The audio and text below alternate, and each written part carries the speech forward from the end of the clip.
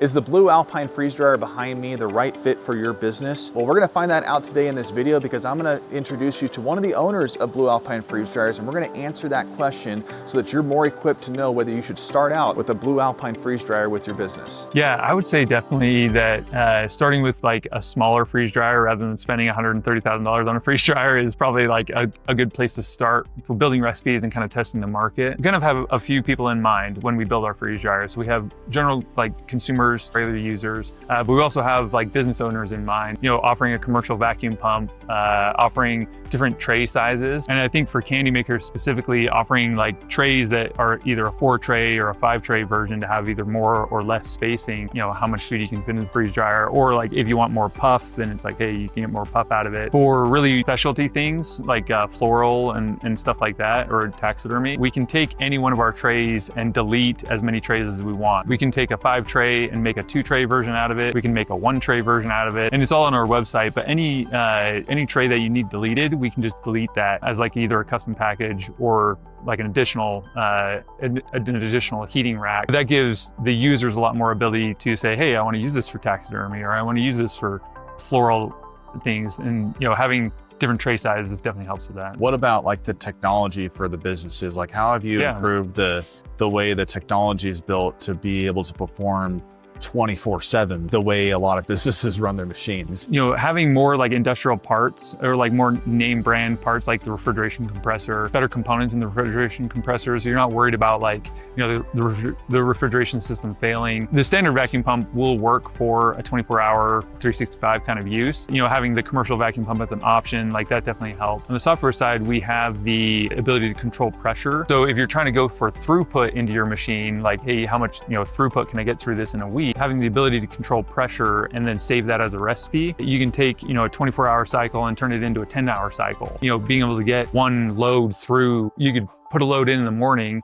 have it done by the time you leave, and then put another load in at night. So you can be running 2 cycles and at the same time that it would take 1 cycle on other machines. On the candy side, also having pressure is like a huge thing. On our candy loads, most of our candy is getting done in like 2 hours. We kind of just do a full send. It's like 10,000 millitorr is like the pressure limit. It just heats it right up and just goes for it. Every little thing that we can think of trying to help not only home users, but also commercial users, like we've tried to implement a lot of things like that. And temperature is a huge thing.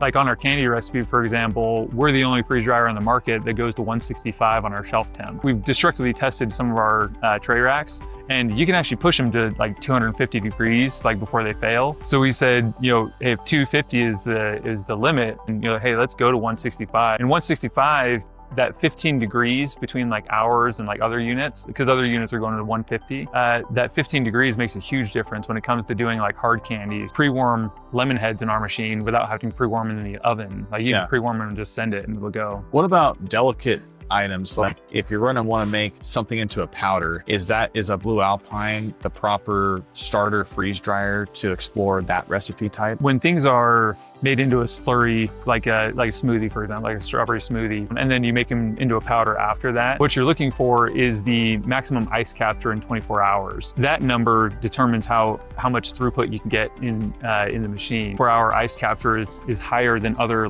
medium freeze or large freeze dryers on the market. I would say it's marginally better, but again, having that pressure control, all of it combined, I guess, is the important part.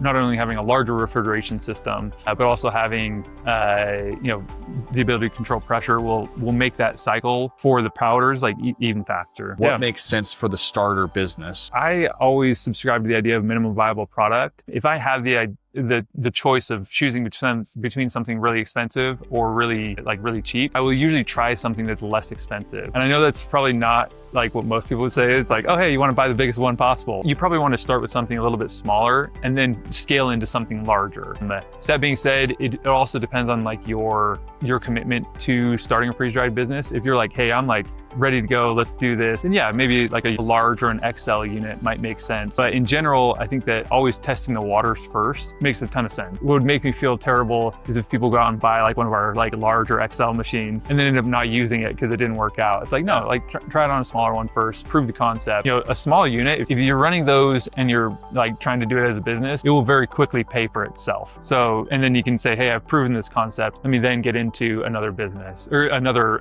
machine to scale the business. Is there a XL Blue Alpine on the horizon that a business will eventually want to purchase? 100%, yeah. So we are currently working on our XL and our small machine, hoping that our XL will be available to the market sometime in like late 2025. On our XL, we will have twice the refrigeration as other brands. When you look at refrigeration systems on home freeze dryers, in general, they are very underpowered, which contributes to a really long time frame to get them done. With ours, we are actually going to have 2 compressors underneath of our refrigerations. One, it's redundancy. So it's like, hey, if one refrigeration system fails, you still have a backup. You can still limp the machine along and still be making money on it. We don't see a lot of failures on refrigeration systems, but it's a worry. But then on top of that, in order to run a faster freeze cycle, a faster dry cycle, you need a larger refrigeration capacity. Think of the refrigeration system like 10 to 20 vacuum pumps. The amount of work that a refrigeration system does to capture water and like lower the pressure, it